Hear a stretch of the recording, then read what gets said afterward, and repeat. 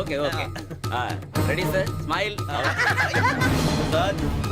Please 1 minute. నా friend డీసీకి వచ్చాడు మాట్లాడచ్చు. ఈడప్పుడు వచ్చిందంటరా. హాయ్ భరత్. ఏరా ప్రసాద్, ఫోటోస్ రెడీ? ఎప్పుడో రెడీ. రారా ఇదిగో, లోపల పార్టీ వెయిట్ చేస్తుంది. ఒక స్టిల్ తీసి వస్తా, కూర్చో. పదరా, నాకు కూడా ఫోటో చూద్దు కానీ. రా మరి.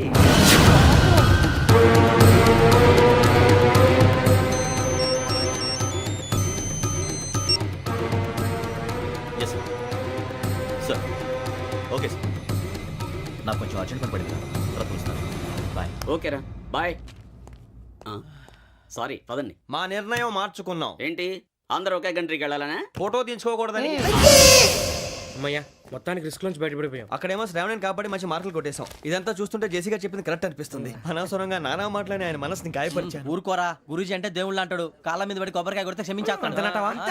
అయితే శ్రావణితో ఒకసారి మనసిప్పి మాట్లాడాలను. రే, నువ్వు ఒకసారి మనసి మాట్లాడేందుకే ఇన్ని కష్టాల్లో పడ్డాం. అయినా నీకు బుద్ధి రాలేదురా. లవ్ అన్నాక కష్టాలు ఉంటాయి బుజ్జి, అలాగని వెనక్కి వెళ్ళకూడదు. అయితే ముందుకెళ్దాం పద. ఈడు బెలాలెత్తున్నాడు.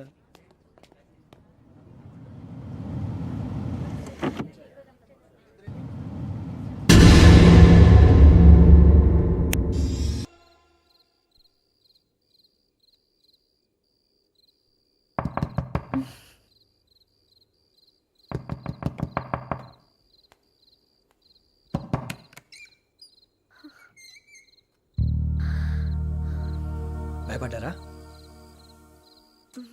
మీకు కావాల్సిన అన్ని తీసుకొచ్చాం. కుండ, స్టవ్, ఇంకా లాంతర. ఏమండోయ్, వంటగది సామాగ్రి అంతా ఈ కవర్ లో ఉంది. ఇవి బియ్యం. అప్పటికి కొత్తగా బ్రౌన్ అడిగాడు షాపోడు. ఏమండి, ఇవన్నీ మీ ఒక్కరికి అనుకోకండి. అప్పుడప్పుడు మేము కూడా వస్తాం తినడానికి. చూడండి, వాళ్ళు పెట్టే ఫుడ్ చిన్న పేక్ కూడా సరిపోతుంది. శ్రావణి గారు, మీకు వంట వండడం వచ్చా లేకపోతే మమ్మల్ని? శ్రావణి గారు ఏమైందండి?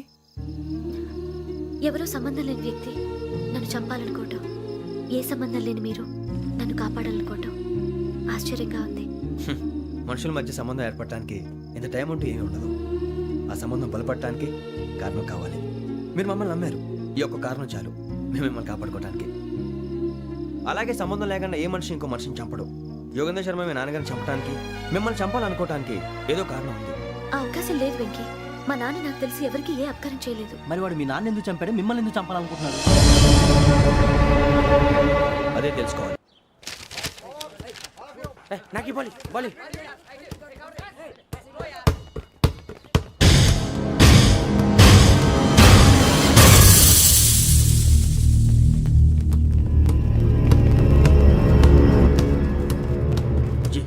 చెప్పరా?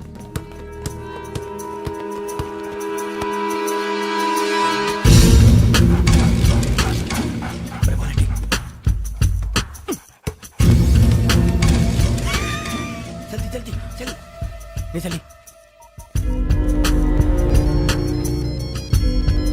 వచ్చిందా? జోలు పెట్టుకో. ఓకే, అది పెట్టేసి దా. వెంకీ ఫోన్ రా. శ్రావణి ఉంటుందిరా. హలో శ్రావణి, యోగేంద్ర శర్మ నంబర్ తీసుకో. ఓకే. 98490 98490 90690. 690. ఓకే. జాగ్రత్తగా మాట్లాడు. ఓకే.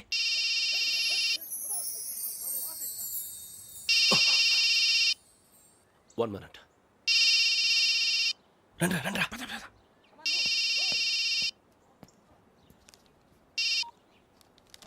హలో, శ్రావణిని మాట్లాడుతున్నాను. శ్రావణి, నన్ను 2 సార్లు చంపించాలని ట్రై చేసి మిస్ అయ్యావే, ఆ Shravani. Can you call me back after 2 minutes? Hello Rasu, నేను నంబర్ నోట్ చేసుకో. 55102435. ఈ నంబర్ ఎక్కడదో కనుక్కొని వెంటనే అక్కడికి వెళ్ళాం. ఆ అమ్మాయి అక్కడే ఉంది. క్విక్!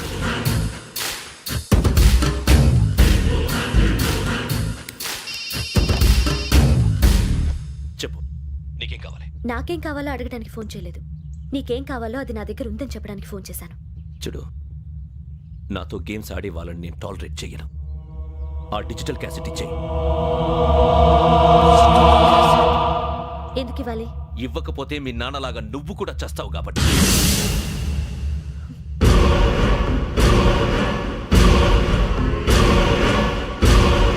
నేనెవరో తెలుసుకున్నావు, నా నంబర్ కూడా తెలుసుకున్నావు. ఇన్ని తెలుసుకున్న దానివి, ఎందుకు నా దగ్గర దాచావు? ఎందుకంటే నువ్వు నన్ను చంపాలనుకుంటున్నావు. ఎందుకంటే నువ్వు నా నంబర్ కూడా తెలుసుకున్నావు. నా నంబర్ కూడా తెలుసుకున్నావు. నా నంబర్ కూడా తెలుసుకున్నావు. నా నంబర్ కూడా తెలుసుకున్నావు. నేను ఎలాంటి వాడినో కూడా తెలుసుకునే ఉంటా.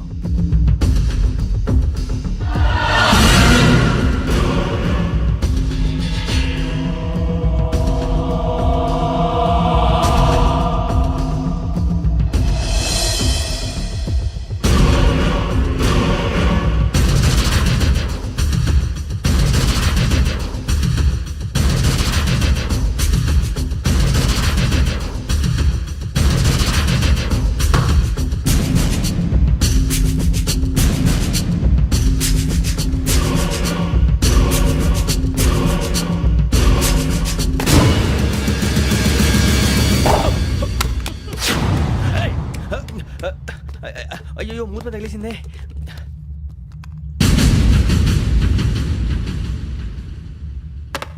సారీ సార్, చూసుకుంటా తినేసాను. Sorry sir. గో. ఏ అనుకోకండి sir please. I said go. Hello hello shut. ఇప్పుడు ఫోన్ చేసిన అమ్మ అక్కడ పోయింది. ఇప్పుడే వెళ్ళింది.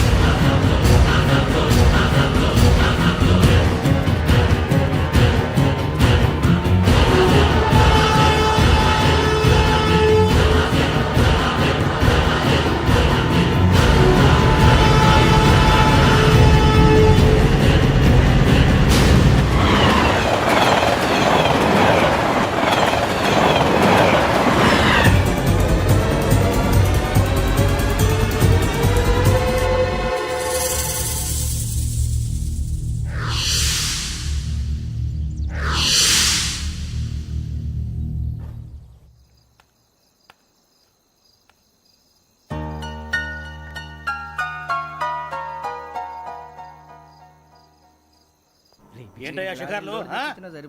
తిన వరకు దాన్ని లేవండయ్యా. తెల్లవారుతో 4 గంటలకు లేవాలి. తెలుసుకున్నాడు ఎదవా. ప్రతి వాడికి ఎస్ఐ అయిపోవాలని ఈ చలికి తెల్లవారుతో 4 గంటలకు లేస్తే తెలుస్తుంది ఎస్ఐ ఉద్యోగం ఒకటి ఎట్టు.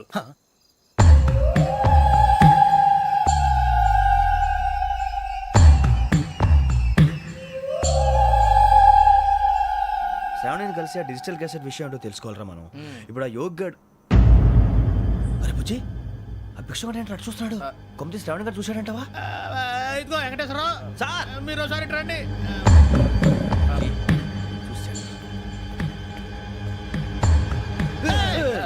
మీరా?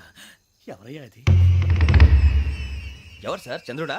కాదు, ఆ బిల్డింగ్ లో అమ్మాయి. బిల్డింగ్ కనిపిస్తుంది కానీ అమ్మ ఎవరు కనపట్లేదు సార్. కనిపించబోటువంటి నాకు అంత క్లియర్ గా కనిపిస్తుంటే. అబ్బే మాకెవరు కనపట్లేదేరా. మరి నాకు కనిపిస్తుంది ఏంటి? కొన్ని దయ్యాలు అంతే సార్, కొంతమందికి కనిపిస్తుంది. అయ్యమా ఏంటి సార్ భయపడ్డారా? భయపడడం ఏంటి? భయపెట్టడం తప్ప భయపడడం మనకు తెలియదు. మీ గురించి మాకెందుకు తెలుసు సార్. Good night sir. ఇదిగో కొంచెం మా కోట దాకా కంపెనీ వస్తారేంటి? ఒంటరిగా భయమా? చలిగాలికి వాకింగ్ చేస్తే బాగుంటుందిలే. ఇదిగో వెంకటేశ్వరరావు, నీకు దయ్యాల గురించి బాగా తెలుసు అన్నమాట. జగదంబ చౌదరి గారు తెలుసు. వాడోడు మగదయ్యమా? మహాపండితుడు, జ్యోతిష్య శాస్త్రాన్ని జోగ్గా చెప్పేస్తాడు. మరి దయ్యాల గురించి ఏం చెప్పాడు? దయ్యాలు 3 రకాలంటండి. శంకిని, లంకిని, డాకిని. శంకిని దయ్యాలు అంటే అవుట్డోర్ దయ్యాలు, గుట్ల మీద పుట్ల మీద పొలాల్లో శ్మశానాల్లో తిరుగుతూ ఉంటాయి. ఇక లంకిని దయ్యాలు అయ్యేమో పాడుబడ్డ ఇళ్లలో, పాడుబడ్డ బంగ్లాల్లో, ఎండిపోయిన నూతుల్లోనూ ఉంటాయి. ఇవి చాలా డేంజరస్. ఇక డాకిని అంటే కామెడీ దయ్యాలు. వీటి గురించి మీరు పెద్దగా పట్టించుకోవాల్సిన అవసరం లేదు. ఇందాక మీరు చూసింది లంకిని దయ్యం. అవి ఎవరికో కానీ కనిపించవు, కనిపిస్తే వదలవు. మీకు ఈ సంగతి తెలుసా? ఈ కనిపించినట్టు ఎవరికైనా చెప్తే అసలు వదిలిపెట్టవు, పగబట్టేస్తాయి.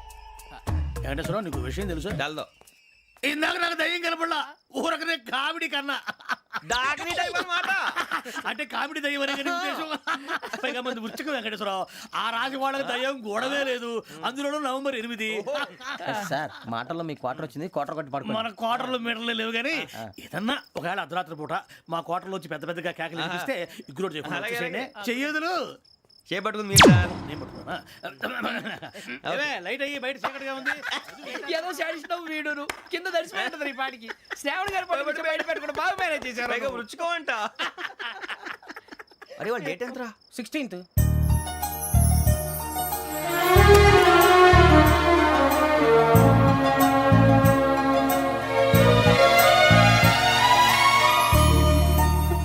మీ పుట్టినరోజు మాకలే తెలుసు అనుకుంటున్నారా? ఎంతైనా కావే పోలీసు వాళ్ళం. రండి రండి మీరు త్వరగా కట్ చేయకపోతే మావడి కళ్ళతో తినేటట్టున్నాడు. ఇప్పుడు ఎందుకండి ఇదంతా? మీకు మేము ఉన్నామని గుర్తు చేయడానికి కట్ చేయండి.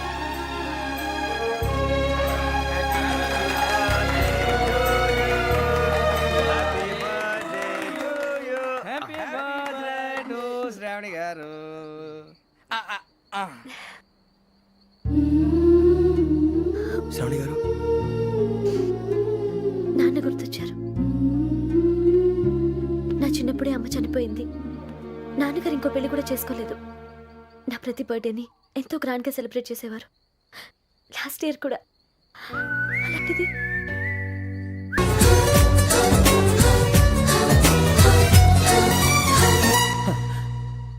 ఒక్క దయ్యమే అనుకున్నాను, మొత్తం ఫ్యామిలీయే షిఫ్ట్ అయిపోయినట్టుందే.